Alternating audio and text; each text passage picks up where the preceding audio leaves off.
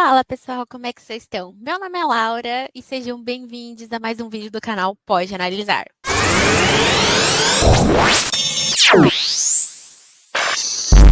Gente, hoje o vídeo vai ser totalmente diferente. Eu tô explorando novas alternativas e novas interfaces para desenvolver cada vez mais meus algoritmos. E nada mais justo do que eu compartilhar com vocês alguns achados que eu tenho aqui ao longo da minha jornada. E acho que essa é uma skin muito de cientista de dados, né? Uma skin muito de pessoa cientista que é explorar coisas novas. Então vocês sabem que eu uso muito nas minhas lives e é algo que eu amo de paixão, que é usar o Anaconda e o Jupyter Notebook, né, como interface. E, de fato, eles são um dos mais utilizados ali no dia a dia de um cientista de dados. Só que existe cada vez mais novas interfaces para a gente conseguir construir nossos códigos, desenvolver os nossos algoritmos e fazer análise de dados, tudo isso de uma forma muito mais fácil também. E usando, claro, a mesma interface ali de um notebook. E eu estou falando do Visual Studio Code. Então, se você trabalha com ciência de dados, já sabe que uma ferramenta de desenvolvimento faz toda a diferença no nosso dia a dia. E aí, hoje eu quero mostrar para vocês uma dessas ferramentas que eu fui explorando ao longo do tempo. Eu já uso muito a pipeline de um desenvolvimento de modelo de machine learning no Visual Studio Code, principalmente na etapa de deploy. Porém, mostrar para vocês que também dá para a gente utilizar no processo de experimentação. Então, se você está interessado em conhecer mais uma ferramenta para você colocar no seu dia a dia, ou até mesmo trocar ali o Anaconda, que ele acaba sendo um pouco pesado, para algo um pouquinho mais leve, fica aqui nesse vídeo que eu vou passar aqui uns motivos do porquê você pode considerar o VS Code como um aliado para o desenvolvimento dos seus modelos ou das suas análises. Esse aqui é o ciclo de vida de um projeto de Machine Learning, tá? Essa fonte aqui que eu peguei foi do curso da deeplearning.ai, que tem cursos muito bons, super renomados aqui no universo de ciências de dados e inteligência artificial. A gente conhece, né, basicamente todas essas etapas. Então, para quem já aplica a metodologia CRISP, é bem parecido com a metodologia CRISP, só que aqui eles acabam encapsulando, né, algumas etapas em algo muito mais macro, tá? Então, a gente tem a etapa de escopo, que a gente vai definir o objetivo do projeto. A gente tem a parte de coleta de dados, entendimento desses dados e o pré-processamento. A gente tem a etapa de modelagem, que é de fato a criação e treinamento ali dos nossos algoritmos de inteligência artificial. E a gente tem a etapa do deploy, que é subir em produção, né, subir em algum sistema e integrar ali para que outras pessoas possam utilizar esse modelo. Aí, gente, existe alguns pontos aqui, que é a etapa de modelagem e de deploy, que a gente acaba utilizando algumas ferramentas diferentes nesse processo. E aí eu acabei até trocando aqui um pouquinho da apresentação, porque eu senti que aqui traz um panorama um pouco maior em questão de ferramental, né? Então, na etapa de experimentação e exploração, que corresponde com aquela etapa de modelagem que eu mostrei para vocês, a gente costuma usar muito o Anaconda em conjunto com Python e Jupyter Notebook para a gente poder fazer essas explorações, essas experimentações e teste e treino ali dos modelos. E aí, quando a gente acaba tendo que subir isso para a produção, né, que é a parte do deploy, que eu também mostrei para vocês, que é a etapa posterior da experimentação e da exploração, a gente precisa subir esse código, né, ter toda a questão de rastreamento da versão ali do script. Então, se é o script mais antigo, se você está subindo uma nova versão, se você está tendo que voltar essa versão. Então, tudo isso o Git e o GitHub conseguem ajudar muito a gente. O Git, para fazer exatamente essa parte de versionamento, de unir o que você está subindo de atualização com o seu código antigo, ou o que outros desenvolvedores, outros cientistas já fizeram. E aí o GitHub é mais essa parte de interface, né, onde você consegue ver os códigos, né, ter uma forma mais visual ali de você enxergar o código. E aí, quando a gente acaba tendo que lidar também nessa parte de subir para deploy e construção de um script, a gente acaba utilizando muito o VS Code. E aí, o VS Code, ele é bem importante, porque a gente tem essa interface que é mais voltada, de fato, para desenvolvimento de scripts. Por muito tempo, muitos desenvolvedores usam essa interface, porque ela é super prática ali para você desenvolver os seus códigos. Só que ele, por muito tempo, assim, não tinha essa extensão de aceitar o Jupyter Notebook, que é um formato que a gente usa muito na Anaconda. Só que isso mudou, e aí a gente tem a opção de abrir e executar os nossos códigos usando o VS Code. Então, aqui cabe uma oportunidade. Então, eu pensei assim: "Poxa, o Anaconda ele já é muito pesado, e aí eu teria que instalar na minha máquina 2 interfaces diferentes, 2 IDEs, 2 ambientes de desenvolvimento diferentes. Um só para experimentação e exploração, e outro só para questão de subir isso para produção, a parte de deploy. Inclusive eu tenho os 2 instalados na minha máquina. E isso acaba não sendo muito produtivo, né, isso acaba pesando um pouco ali a questão de processamento da máquina. E aí, cabe aqui uma oportunidade, dado que a gente já usa o VS Code para desenvolver scripts em Python, para a gente poder subir isso para cloud, e o Anaconda ele acaba não tendo uma interface muito boa para a gente lidar ali com scripts em Python, ele é mais voltado mesmo para essa questão mais voltada, não só o Anaconda, tá, eu tô falando mais da questão do Jupyter Notebook. Ele é mais voltado para o visual, então acaba não tendo essa facilitação, então a gente pode utilizar o VS Code aqui nessas 2 etapas, tanto de exploração dos dados e experimentação na questão de fazer os testes em modelos, quanto também na parte de deploy. Então, a gente consegue unir esses 2 mundos. Esse aqui é o VS Code, a carinha dele. Eu acabei editando, deixando ele nesse formato, porque eu prefiro mais, acho muito bonito tudo isso aqui. E aqui ele traz todas umas abinhas aqui pra gente. Essa parte é a parte de Explorer, onde a gente, quando a gente abrir um projeto, vai aparecer aqui todas as pastas que tem dentro dessa pasta que a gente abriu. Então, aqui é muito bom para a gente conseguir, de fato, ir explorando as pastas que a gente tem dentro do computador. A parte de search, onde você pode pesquisar aqui alguma variável em específico, você pesquisar algum termo específico que você quer encontrar dentre todos os arquivos. Então, sei lá, você está procurando onde você está importando pandas. Aí você vai escrever pandas e aí vai trazer aqui todos os arquivos que tem. Aqui, essa parte de source e source control é a parte, de fato, do versionamento, né? Então, a gente consegue usar muito das funcionalidades do Git aqui dentro. Então, é muito bom. Inclusive, vou testar com vocês clonando um repositório que eu tenho. Aqui é a parte para executar e debugar, então, para ver se tem algum problema no código, e aí ele já executa e já identifica onde que está dando esse problema. E aqui são a parte das extensões, que muitas pessoas gostam. Então, se você usa Python, é sempre legal instalar aqui essa extensão. Existem outras extensões aqui que o próprio VS Code já recomenda, mas aqui você pode procurar muitos outros, tá? Então, tem a extensão do Java, né? Então, tem todas essas extensões aqui do Java. Nossa, parece um trava-língua, extensões. Do Java, do JavaScript. Então, tem muitas outras, tá? Que a gente pode procurar aqui, tá bom? Mas então, bora lá, bora clonar um repositório. Então, para isso, eu vou pegar aqui um repositório e eu estou pegando aqui o meu repositório de um projetinho pessoal que eu fiz, que é de reconhecimento de fala, tá? E aí, eu vou clonar esse repositório. Então, para isso, eu vou usar aqui a URL. Então, eu vou copiar. Então, para quem nunca mexeu no GitHub, essa aqui é mais ou menos a interface dele. Então, quando você abre ali um projeto, vai aparecer isso aqui. E o README seria a documentação. Esse projeto aqui meu está bem no inicinho. Então, por isso que não tem muita coisa. Então, eu vou vir aqui em Code e eu vou copiar esse HTTPS, né? Que seria a URL desse projeto aqui para a gente poder fazer o clone, da gente clonar e deixar na minha máquina. Então, vou pegar esse projetinho e vou fazer meio que uma cópia desse projeto na minha máquina. Ou vocês, se vocês não têm muita familiaridade com isso, você pode fazer o download do zip, né? Então, da pasta compactada que vai salvar todos esses arquivos, tá bom? Mas então eu vou copiar e eu vou colar aqui no meu VS Code. Então, eu vou nesse botãozinho de clone repository.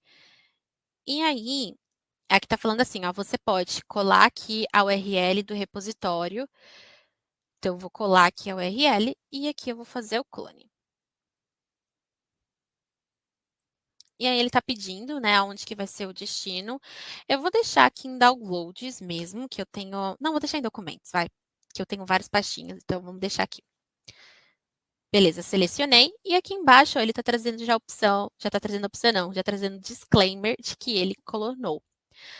Você gostaria de abrir o repositório clonado? Eu vou querer abrir. E eu vou abrir aqui numa nova telinha para gente. Aqui é normal, toda vez quando a gente faz um clone de um repositório, ele vai trazer esse pop-up para a gente. Então, em questão de confiabilidade, se você confia ali nos autores daquele projeto. E assim, eu confio porque foi eu que desenvolvi. Então, eu vou clicar aqui que eu confio aqui nos autores. E aqui, ó, gente, ele já trouxe aqui do lado. Então, lembram da abinha Explorer? Que ia trazer toda a estrutura da pasta que a gente abriu? Pois bem, aqui tá falando, ó, a gente tem um formato README, que é essa capinha aqui, exatamente esse arquivo aqui, o README. A gente tem aqui um notebook, que é esse aqui, chamado Untitled. E, de fato, nós temos um notebook chamado Untitled e a gente tem uma pasta, né? Aqui a gente está vendo que tem uma pasta chamada PostTagger. Então, vamos ver se aqui também veio. Veio também a pasta PostTagger. Boa! Então, como vocês podem ver, aqui já traz mais ou menos a estrutura de um Jupyter Notebook. Então, aqui tem todos as células, né, que a gente encontraria num Jupyter Notebook, né? E de fato, isso aqui é um notebook, né? Então, qualquer arquivo que vocês encontrarem que tiverem esse final, IPyNB, é um sinal de que esse código é um notebook, né? Um notebook. E aqui a gente conseguiria colocar os nossos gráficos, análises, tudo padrão ali do que a gente já abre numa interface, que é o Jupyter Notebook, só que agora a gente consegue abrir diretamente no VS Code. Então, ó, aqui, inclusive, todas as quebras que a gente encontra. Então, é uma estrutura muito parecida, tá bom? E aqui, ele já pede para a gente selecionar um kernel para a gente poder instalar aqui e executar. Caso já tivesse alguns ambientes virtuais instalados, iria trazer aqui a opção de kernel para mim. Então, vamos fazer isso? Vamos instalar aqui ambientes virtuais? Então, para isso, aqui nesse canto aqui que a gente tem várias opções de formatação. Então, eu posso clicar aqui, eu posso clicar aqui que já vai abrir o terminal, eu posso clicar aqui do lado e eu posso clicar aqui. Então, tem várias opções aqui de customização. Eu vou deixar nesse formato aqui, porque a gente vai precisar usar o terminal para a gente poder fazer ali as instalações. Então, para a gente poder lidar ali com ambientes virtuais, eu vou instalar o pacote Virtual Env, usando aqui o pip.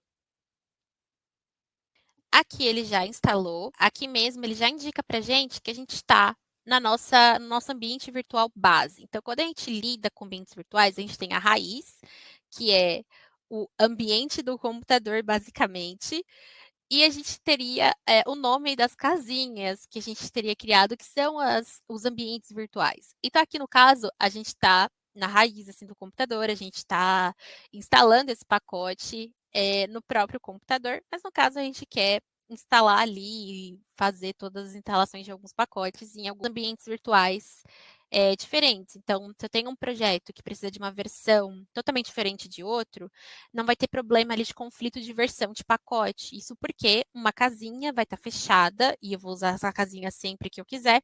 E se eu precisar usar a outra casinha que tem outros pacotes com versões diferentes ou os mesmos pacotes que essa, só que com versões diferentes, eu posso também, porque os ambientes virtuais me permitem, tá? Então, eu instalei o pacote e agora eu vou criar a minha primeira Virtual Env.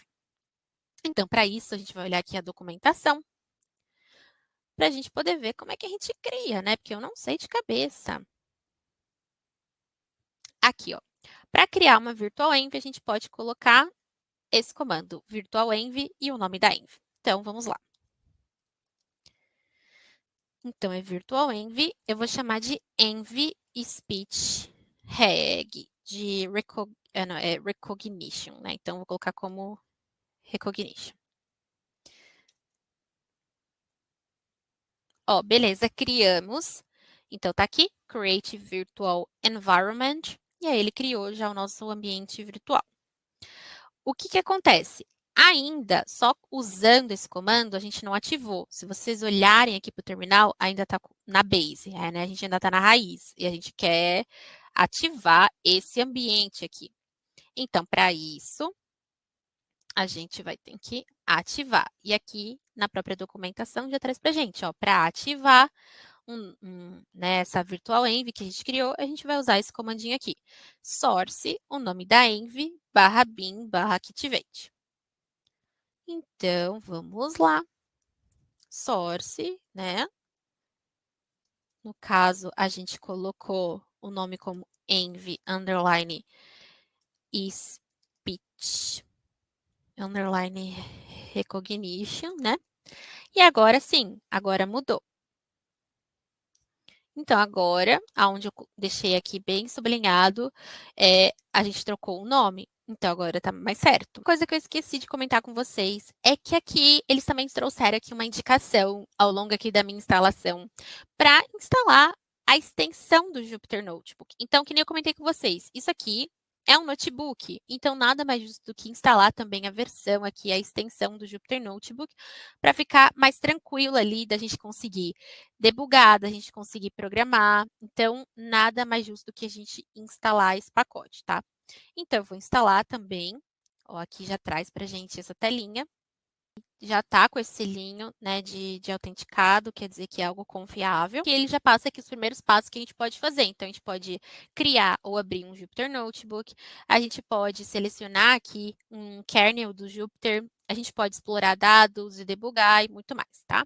Beleza, depois que a gente instalou, a gente pode clicar aqui na questão de Select Kernel e a gente vai ter duas opções. Ou a gente pode selecionar ali um servidor Jupyter, ou a gente pode usar um ambiente do Python. E a gente vai selecionar exatamente essa primeira opção, Python Environments, que é o ambiente ali que a gente criou agora. E ó, se vocês verem, a gente tem várias opções. A gente tem essas partes, esses dois aqui que são globais, né? Então a gente tem o Python 3.12 e o Python 3.9 que a gente pode utilizar. No meu caso, tá? A gente tem o Base, que para mim está na versão Python 3.11.7. E aqui a gente tem a minha virtual env que eu acabei de criar, que é o Env Speech Hack. Inclusive, já trouxe aqui que é o mais recomendado, né? Da gente não usar ambientes globais, né? A gente não usar o ambiente do computador, e sim usar essas caixinhas. Então, olha só como ele é bem inteligente e super prático. Então, além da gente já ter aqui acesso ao terminal, que a gente consegue instalar pacotes de uma forma muito mais rápida, e também já modificar e transitar ali por ambientes virtuais, a gente também já consegue selecionar aqui o kernel, né? Então, a gente já consegue ativar aqui a nossa virtual env aqui para o nosso código executar usando exatamente essa caixinha que a gente criou. Então, vocês percebem o quão prático acaba sendo para a gente também? Então, aqui ele já trouxe aqui o textinho, né, env speech hack, o que estava diferente, antes não estava aparecendo, estava select kernel, ou um nome bem próximo disso. E aqui já trouxe para a gente, né, o nosso ambiente virtual.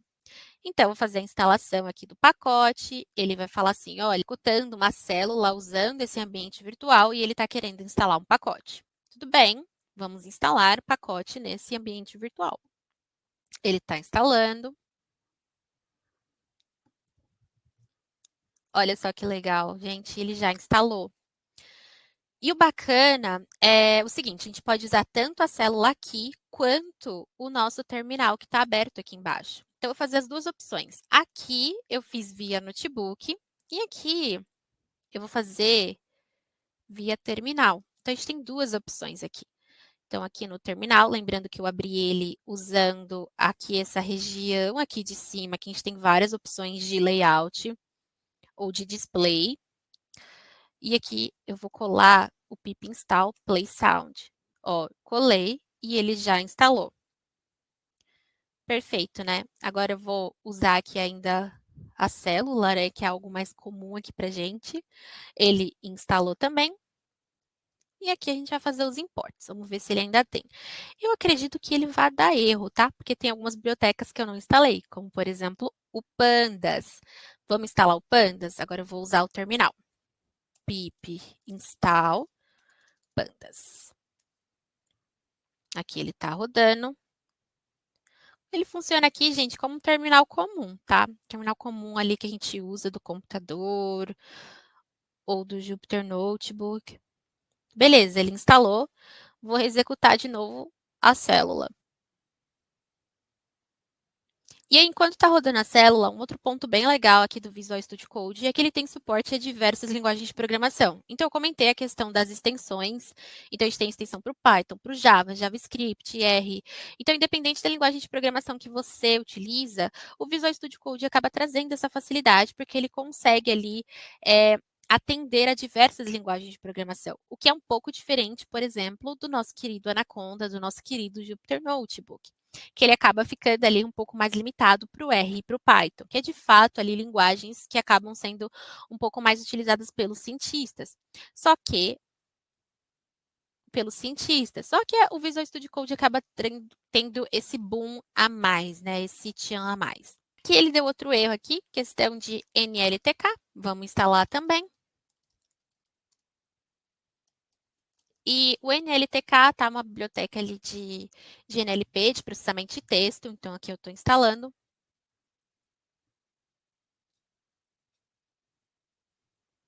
Vamos executar de novo. Ah, e eu estou usando, no meu caso, como eu estou com o MacBook, Shift Return, né, para poder executar a célula. Porém, vocês podem executar clicando aqui no botão no terminal. Vou subir aqui para vocês verem. Ai, tá lá embaixo. Bom, ele está instalando. O legal também é que ele aparece aqui a versão do Python. Então, é um ponto assim bem positivo. A gente não precisa fazer um Python version ou algo assim. Ele já traz para a gente. Então, a gente já tem esse controle. Caso do Windows, é Shift Enter.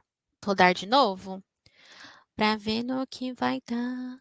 E vai dar mais erro, né? Porque a gente criou um ambiente do zero. Então, ele está tipo zerado. Então, a gente tem que instalar as bibliotecas, tá? Tô dando pip install aqui. Ah, o Scikit, aqui ele deu um errinho, porque ele falou assim, olha, esse não é a forma de instalar ali o Scikit-learn, né? Você tem que instalar usando esse comandinho aqui. Então, é isso aí. Pip install e essa indicação aqui que ele trouxe. Novamente. E se você já usa o Visual Studio Code no seu dia a dia como cientista de dados ou como analista, mesmo como pesquisador, não esqueça de deixar aqui nos comentários para eu saber aqui se eu fui a única que descobri isso ou se está todo mundo usando também nessa etapa de exploração, que vai ser bem legal.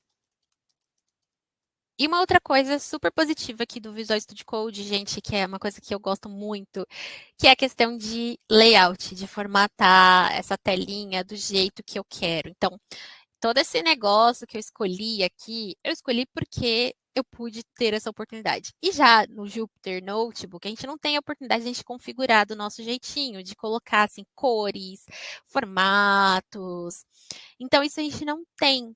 Né, a gente tem essa opção aqui do Visual Studio Code, porém, né, no Jupyter Notebook a gente não tem essa flexibilidade. Então, para a gente poder mexer, né, em questão de layout e tudo mais, que eles chamam aqui de tema, você vai clicar aqui na rodinha, tem essa opção aqui, tema. Temos Color Theme ou File Icon Theme ou até mesmo Product Icon Theme. Eu não conheço os outros, eu vou clicar aqui no Color Theme para vocês. Então, aqui ele vai trazer várias opções. Eu não sei qual opção que eu estou usando e eu estou com medo de trocar, mas eu vou trocar por vocês. Então, vamos lá. Temos essa daqui, que é horrível. Meu Deus, eu estou até cega. Vamos voltar aqui. Temos essa, que também está muito feia. Não gostei. E essa aqui são as versões light, né? Essas versões assim com corzinha um pouco mais clara. Eu prefiro as mais escuras, que é essa parte mais dark. Então vamos para dark agora. Tem essa daqui que é raiz. Muitas pessoas usam essa. Essa aqui é tipo galera raiz mesmo. Tem esse raiz moderno que eu não entendi. Vamos ver esse dark mais aqui. Também não gostei. Eu não lembro qual foi que eu escolhi. Nossa, tem essa cor aqui, meio marrom, que foi essa aqui, Kimby Dark. Tem essa daqui. Bom, gente, eu vou explorando um por um até eu achar a minha, tá? E, inclusive, até uma dica aí para vocês, né? Acho que até algo positivo aqui desse vídeo é que vocês vão vendo também qual que tem a mais a cara de vocês. Mas eu não gostei por enquanto de nenhuma. Ó, tem essa vermelha, achei diferente. Gostei. Solarize Dark. Cara, legal. Tem uma carinha meio de IntelliJ, sei lá. Tomorrow Night. Ah, esse aqui é bonitinho também, né, gente? Muito cara de terminal, assim, né? Mas eu não gostei muito, não. Ah, esse é o meu. Boa, esse aqui é o que eu tinha escolhido, que é esse Dark High Contract. Deixa eu ver esse Light High. Nossa, não. O Light não é pra mim mesmo. Gente, depois que vocês entram nessa da cor um pouco mais fechada de terminal, né? Ser mais escuro, é um caminho sem volta, tá? Tipo assim, vocês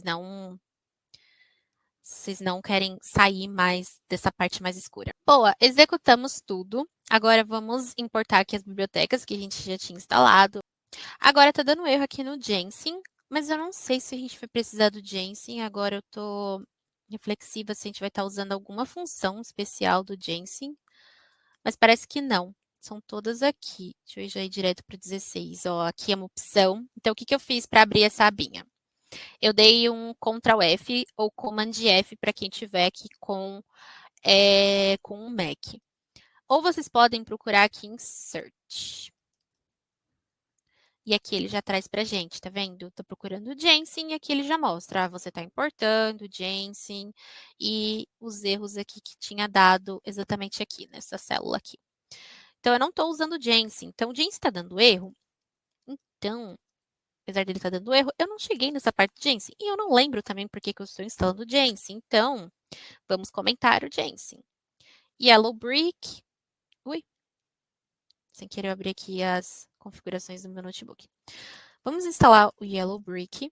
Também não sei porque eu estou instalando o Yellow Brick, mas se eu coloquei aqui, deve ser verdade, né? Bom, aqui ele deu um warningzinho, mas warning não quer dizer que é erro, tá? É só um alerta mesmo. Então, vamos lá. Aqui é um de reconhecimento de voz, tá? Então, eu vou rodar e aí a gente vai ver. No Module Name Speech Recognition. Hum, será que tem que instalar? É que agora eu não sei se é instalado. Vamos olhar aqui a estrutura da minha pasta. Ou se é algo importado. Não, não.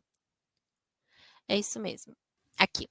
Ele deu erro e eu tentei instalar na mão, mas esse aqui é a biblioteca que tem que instalar. É desse formato aqui, não é o formato que a gente tinha importado. Então, tá baixando. Eu lembro que eu tive muito problema com essa biblioteca. Vamos ver se a gente vai ter problema agora, porque eu tive muito problema ali de versão com ela da última vez que eu tentei usar. Inclusive, eu não sei por que que esse import está aqui. Eu não gosto de deixar essas coisas, sabe? Não padronizado. Ó, importou, agora sim. Então, vamos lá. Aqui é a função que vai ouvir o meu microfone. E aqui ele vai repetir a minha frase, tá bom? Então, ele vai criar ali um áudio. Eu não lembro se deu certo, hein? Ah, pelo jeito tinha dado certo sim. A gente viu aqui da questão de facilidade de clonar um repositório, então era só colar o URL que a gente pegou ali do GitHub. A gente viu facilidade de extensão e agora a gente vai testar como funciona essa extensão na prática, né? Olhando aqui uma exploração de análise de dados. E a gente viu aqui como é simples navegar aqui e procurar a questão de variáveis. Então, vocês viram que eu precisava encontrar onde eu estava usando a biblioteca Jensen, onde eu cliquei aqui nessa lupa, pesquisei Jensen, e ele trouxe todos os lugares ali dos meus arquivos em que eu estava usando a biblioteca Jensen. No final, eu vi que eu não estava usando, então eu só comentei, porque era uma biblioteca ali que estava dando um certo problema. Agora eu vou tentar abrir uma pasta aqui que eu já tenho com algum código que eu já fiz em live explorando dados. Então, eu vou clicar ali na opção de Open, então aqui trouxe várias formas aqui de eu conseguir abrir um arquivo, então eu posso criar um arquivo do zero, eu posso abrir minhas pastas, eu posso clonar o meu repositório ou outras opções ali de workspaces. Mas então eu vou abrir uma pastinha, eu vou aqui em documentos e aqui, análise de TikTokers, que foi o meu último. Então eu vou abrir aqui essa pasta. Ele abriu aqui numa nova janela, sim, eu confio nos autores. E aqui a gente tem o nosso CSV, certo? Com as bases do TikTokers. Então, se você não viu a nossa última live sobre analisando dados sobre celebridades do TikTok, vale a pena dar uma olhada. E aqui está o nosso notebook. Ah, que coisa linda! Então, eu ia falar bora lá, mas antes do bora lá, vamos criar um ambiente, né, virtual aqui pra gente. Nós vimos o perigo que é não ter, então eu cliquei aqui para a gente poder ver. Vamos criar um novo, né? Então, Envy, eu vou chamar Envy Análise Dados, porque esse aqui é só para analisar dados. Não tem muitas bibliotecas que eu fiz, então ele criou. Então, vamos ativar essa Virtual Envy. A gente viu que era Source, o nome da Envy, né? Envy. E ó, assim que a gente criou essa Virtual Envy, ela já está aqui, tá? Então, isso é comum. Quando a gente cria uma Virtual Envy dentro de uma pasta, ele já vai criar a pasta da nossa Virtual Envy com todas as bibliotecas que a gente instalou. Então, tudo isso vai aparecer aqui, tá? Então, tudo isso vai estar dentro dessa caixinha. Envy, análise dados, barra bin, barra activate. Acho que era isso aqui. Ah, ativou. Boa, sei de cabeça. Vamos selecionar o kernel, Python Environments e Envy Análise de Dados. Vamos já instalar as bibliotecas. Vamos permitir aqui nesse caso, né? Deixa eu rodar de novo. Que ele está rodando. Desculpa, eu fui dedinho nervoso. Antes dele ativar, a Envy eu já estava instalando. Então agora ele foi. Tá rodando aqui, tá instalando tudo. Instalar o Numba também. Acho que ele vai dar erro aqui no Pandas, talvez, ou não. Acho que não. Não. No Pai ele já instalou. Talvez o Pandas ele instalou também. Vou importar a lib. Essa lib é pesadinha, tá, gente? Essa lib é o antigo Pandas Profiling, que agora se chama YData. Não sei porquê, mas agora tem outro nome. Que vamos importar o nosso CSV. Olha só, apareceu, ó, nossa primeira. Gente, que massa! Ó, abrimos o nosso arquivo, né? A gente criou uma variável chamada df, que contém todas as informações aqui dos TikTokers. E aí, aqui embaixo, na extensão do Jupyter que a gente instalou, ele já trouxe aqui que a gente tem uma variável chamada df, que é um tipo data frame, que tem um tamanho de 47 linhas e 11 colunas. E aqui são os conteúdos, né? São os valores ali dentro desse data frame. Aqui tem o íconezinho, que se você clicar, ele vai abrir essa tabela de visualização. Gente, que perfeito! Que perfeito! E ó, tem como colocar um filtro? Talvez tenha. Ah, ó, a gente pode digitar o valor que a gente quer aqui. Então, sei lá, uma quantidade de seguidores acima de, no caso aqui tá em 1000, né? Sei lá, 8, não, será que dá para colocar? Maior ou igual 8. Ah, é isso aí, uma vírgula. Então, tudo acima de 8, né? Ele está considerando aqui. Vamos ver, maior ou igual a 100. Ó, trouxe aqui pra gente, com quantidade de seguidores acima de 100. Trouxe pra gente quem são. Gente, que massa! Babado demais. Aqui a gente tem um read, nem precisava, porque agora com esse formato não precisamos ver. O shape bateu certinho aqui com o tamanho. Ó, aqui trouxe no formato tabular ainda. Ver duplicados, a mesma coisa. E aqui a gente vai usar, então, a nossa lib profile, né? Então, aqui a gente criou uma variável chamada profile para a gente poder fazer as chamadas. Então, ele trouxe aqui, ó, você tem uma variável chamada profile desse tipo aqui, que é o profile report. Vamos executar o profile. Aqui tá falando, tá um pouquinho chatinho aqui com a questão da biblioteca. Vamos instalar.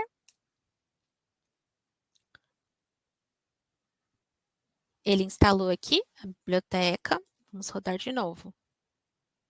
E ó, ele já vai trazer o report pra gente.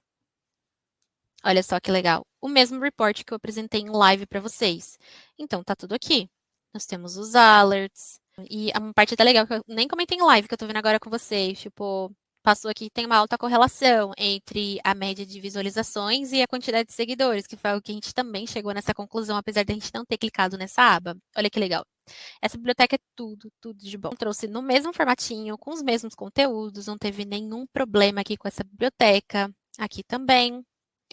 E essa parte aqui a gente não precisa. Então, Vamos tentar aqui criar uma outra variável aqui chamado filtrado, onde a gente vai ter esse filtro que a gente fez, né, que são pessoas que a média de visualização é acima de 17,5.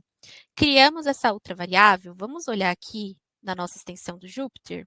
Ó, já apareceu aqui, filtrado, a variável que a gente acabou de criar com esse filtro, que é um tipo data frame, e olha o tamanho dele.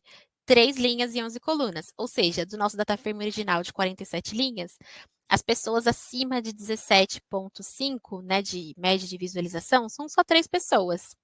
Então, vamos clicar para ver? Clicamos para ver, olha só.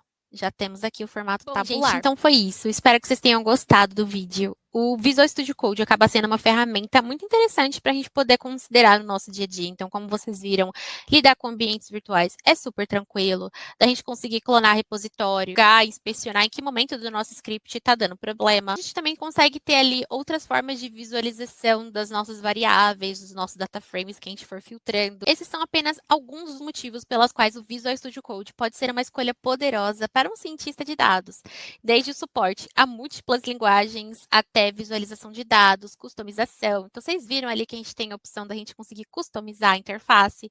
Então, se você ainda não experimentou, vale muito a pena explorar todas essas funcionalidades e comentar aqui no vídeo o que vocês acharam. Então, curtiu as dicas? Deixe nos comentários sobre o que você mais gostou no VS Code e compartilhe também com outros cientistas de dados que podem se beneficiar dessas dicas também. Um beijo e até o próximo vídeo. Tchau!